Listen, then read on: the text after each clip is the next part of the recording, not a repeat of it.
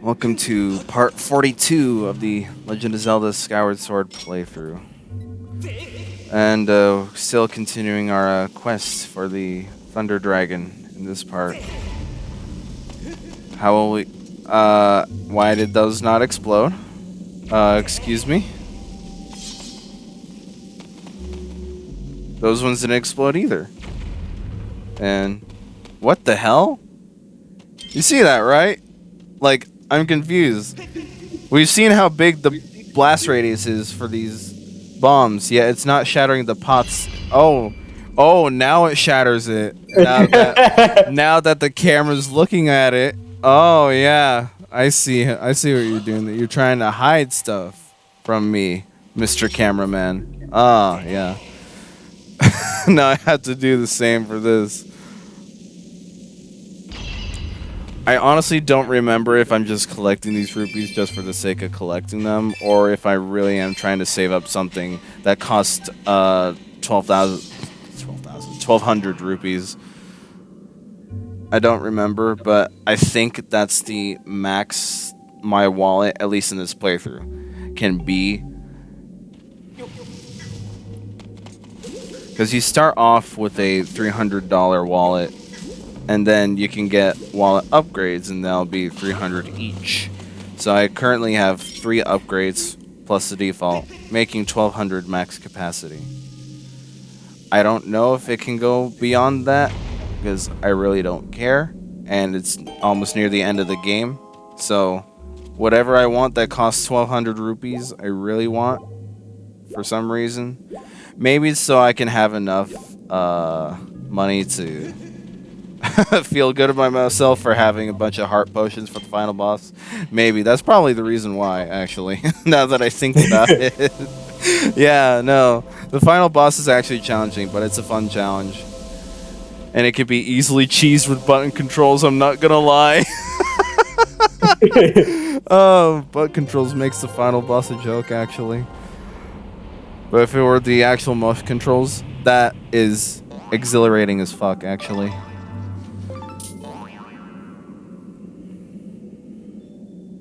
Hey, so I kind of found the thing I was looking for. Oh yeah.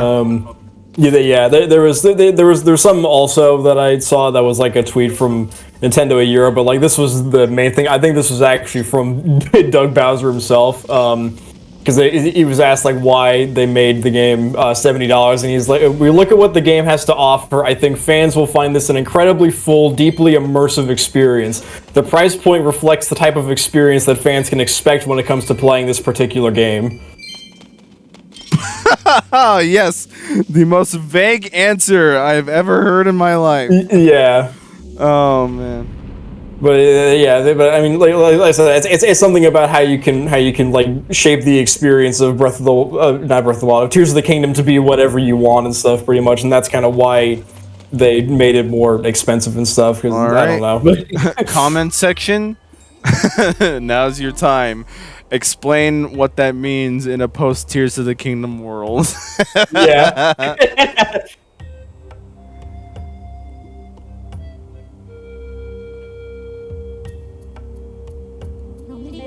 Ah yes, Lanayru Gorge, probably the most interesting obstacle course of the game. This is this land's gimmick. I think I decided just to do Elden first so I could get the stupid fucking stealth mission out of the way. That's most likely it.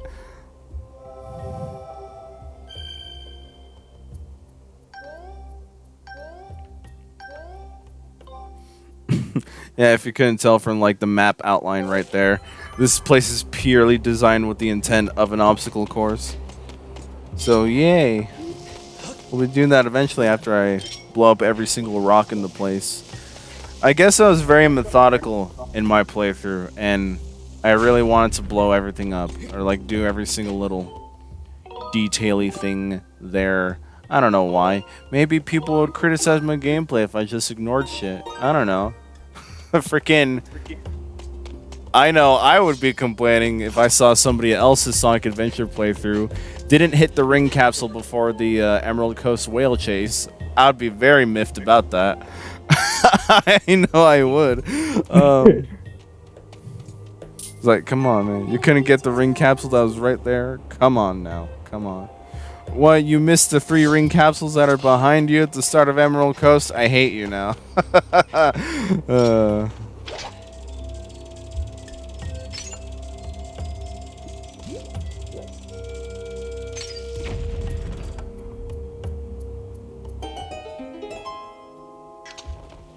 The most brain taxing puzzle.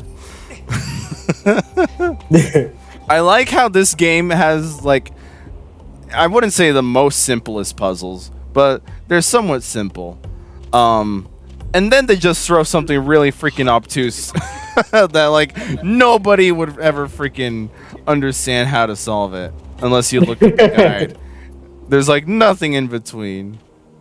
So good. This game.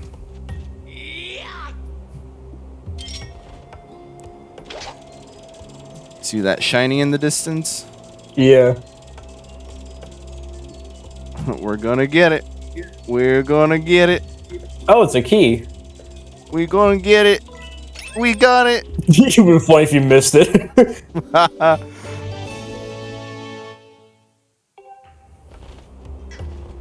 Alright, that key leads us to the entrance. Finally, I can unlock my house.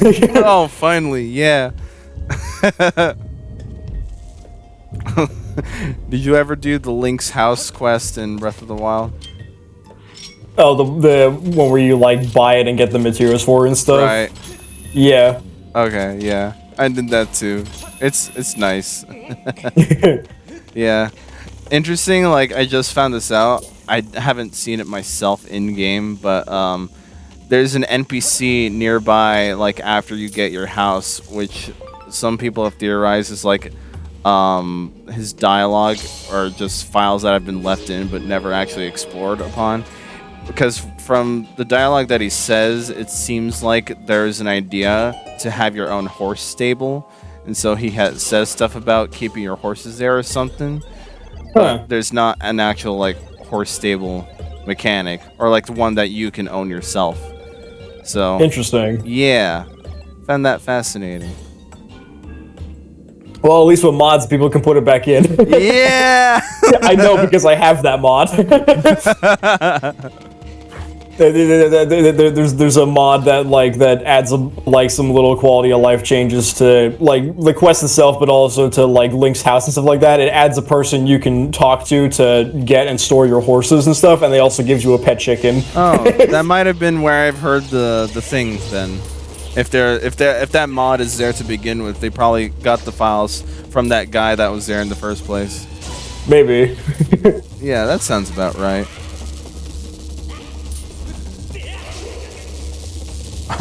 Link, get.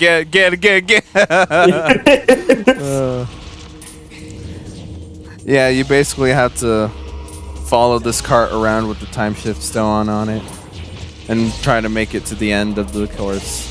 Yeah, you're kind of getting ganged up on.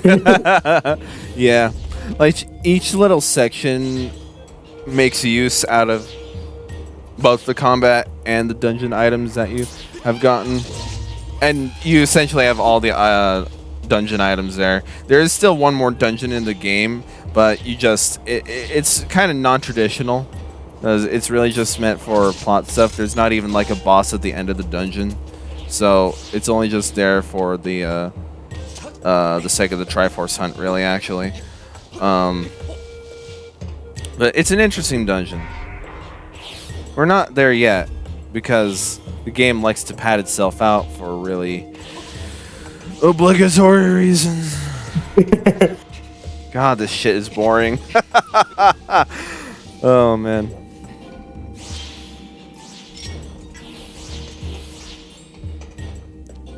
Yeah, like this part here. I like this part. It's fun. Uh-oh. Piece of crap.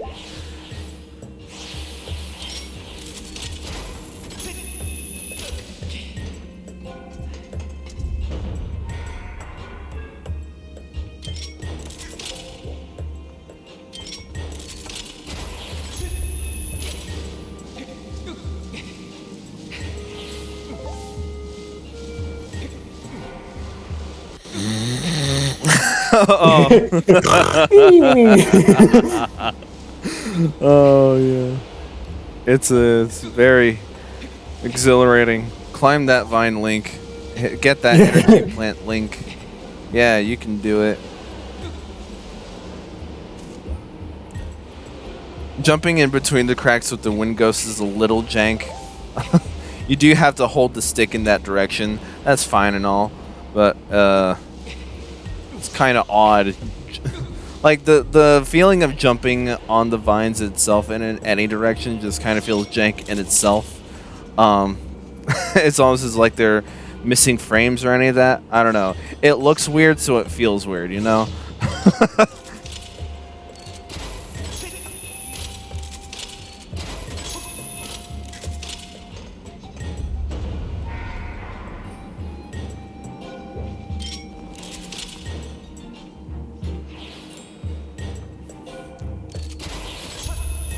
Yeah, you can't grab onto the things before the time shift happens. I see. Yeah, they're all broke. You can't really tell with my reticle in the way, but they're all broken. Looked old. Yeah, I noticed the reticle like changes once you are able to grab it. Yeah. Also, there are bat enemies there. Don't worry about them because they die as soon as they go into the past. I kind of noticed that. Yeah, I'm just like, what's the point of them? Yeah, I was just asking myself the same thing. Like, why are they there then? Because you can't even traverse this place without the time shift stone. Because you kind of need that for it to spawn platforms and stuff. So like, aesthetic, I guess. You are in a cave and bats usually live in a cave, so like, I guess. They're enemies though. Oh yeah, no, gotta love this upcoming part of the obstacle course.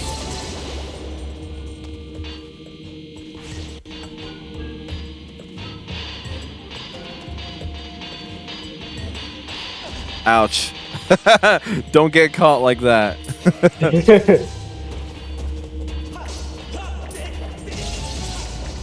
You can sometimes get lucky and have none of those things end up on one side.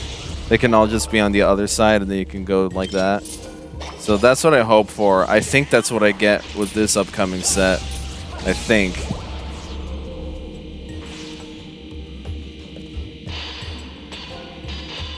Because I think it's random every time.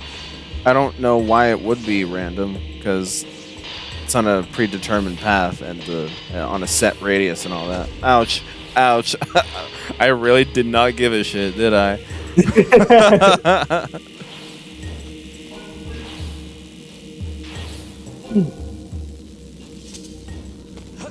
Yeah. Go, Link, go. Go back to the moment about Breath of the Wild, because I've definitely been experimenting a lot with Breath of the Wild mods lately, because I figured out how to get those working. Oh yeah. This something kind of cool is that like people have like their like custom dungeons that they made and stuff like that, which are kind of cool. But there's also like ported dungeons for, and stuff like that, and when we were talking about, especially in Skyward Sword, how these are like probably the best dungeons, I'm like, oh, it makes sense now, because basically all of the custom like modded dungeons in Breath of the Wild are from Skyward Sword. Oh, really? There's a lot of Skyward Sword dungeon like mods for Breath of the Wild. Oh wow, did not know that.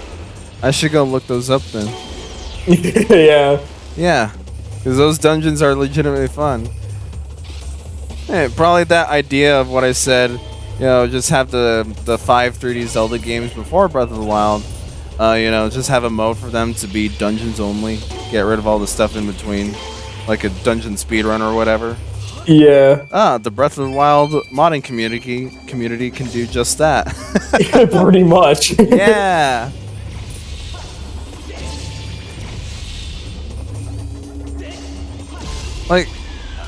Like I get it, like the or maybe I don't get it, rather. Because, like, I feel like the genre shift that Breath of the Wild didn't appeal to every Zelda fan. because there are lots of Zelda fans that really like this tried and true tradition of the dungeon layouts and the adventure like so. And so when they shifted genres, not only shifted genres but also gave a non-linear direction for the game, they just kind of, they're mini dungeons. Like there's only like 1 or 2 puzzles at every little shrine across the overworld, and that's pretty much that all that quote-unquote dungeon crawling amounts to. So they always make a big stink about, you know, the divine beasts and how they're like the only thing closely resembling to a traditional Zelda dungeon. But they're like, I don't know. I kind of like them. Maybe I'm the odd one out. I know a lot of people don't like them just for that reason alone. But I don't know. I thought they were fun. Oh yeah, not only that, but like you know, at the end of the game, when you decide it is the end of the game, yeah, once you decide you've had enough, right? Hyrule Castle, that gives you like a full-out fleshed map of Hyrule Castle, and that kind of feels like, that kind of feels like a traditional dungeon to people. And so people are like, why couldn't the rest of the game be like this and stuff like that? I don't really know. It's not everyone's cup of tea. Maybe I'd get that. I like open world games. No, not all of them though. Not all of them. But I like open world in its concept at least. Because you get to explore anywhere and everywhere, assuming there's not an invisible wall in the way. Yeah.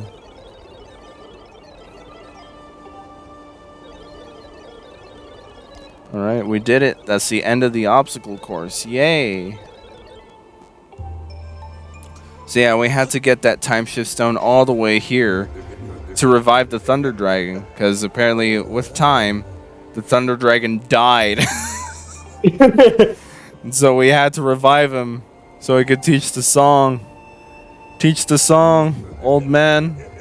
It's like he dies again. He keeps saying that in his dialogue because he's sick, and so this is that Obtuse puzzle that I was talking about. So because yay, more padding. Not only did we have to do that really fun yet boring obstacle course to revive him, we also have to cure him. Oh man, are all the dragons in this game sick? We've already cured 1 dragon. Do we really have to do another? At least Elden Dragon was he was proper enough to not be sick. Yeah, there we go. Thunder Dragon, Water Dragon. Just stop being sick. Yeah, just stop it. Nobody likes it. Yeah, so here's the thing. I don't want COVID in my video games. The Among Us mask mods. So he just said what he needs. He needs a fruit from the Tree of Life. And so the Tree of Life is right over there, but as you can see, it's dead. And so what do we have to do? Well, assume this is time shift stone place, so we have to make use of a time stone. Right? Yes. Blow the dust away. There you go. Catch the ant. I never use any of it. What are they even for? Oh, potion crafting. Yeah, you can make stronger heart potions, longer stamina potions, and all that. Yeah, so it's there. It's another one of those little Breath of the Wild precursor elements that they later develop for Breath of the Wild and improve upon. Yeah, because making your own like food and elixirs and whatever and stuff. Right. So, I actually found a website the other day for Breath of the Wild that was really cool. It's you basically have like a whole list of like items on it and stuff, and you can like tell like how much of whatever you have, and then it will use the inventory you put into it, and it will give you like a list of all of the different like foods and stuff you can make with the inventory you have. Like, yeah, no, that's one of the things that's like about Breath of the Wild that kind of like I don't get, because you know there is a cooking system in the game. You can mix different ingredients and create dishes like that. There's not an in-game cookbook though. There's nothing in game that like tells you. Which I mean, I guess it wants you to probably use like the names or descriptions of the things to figure it out yourself or whatever. But it does kind of suck. There isn't like any kind of like in-game way to like, just know what you want to make. Like, how'd I know? Like, freaking. What would happen if I mix an apple with a like rock ore or whatever? Like, what would happen? Will it be a mistake or will it be like an awesome potion or something? Like, I guess they do want you to experiment, but it would have been nice to have like a full out list that you could have to make whatever. Yeah. Because not to be that guy in real life. We just need to give Link an iPad. Personal cooking trainer for the DS. Yeah. We gotta put Cooking Mama on the Sheikah slate for him. Right, yeah. Okay, so here's that freaking stupid puzzle. So what he needs is a seed from the Tree of Life, or a fruit from the Tree of Life, rather. So he said there's a seed over in that place. And so, but like, it can't grow because it's not in a proper place to grow. So what you'd think is like, okay, maybe we need to move the seed somewhere else, and that predetermined somewhere else is going to be somewhere nearby. I presume that, right? Right? Yeah, you would think so. You would think so. I mean, I did just leave the sand biome for something. Why did I do that? Wonder why.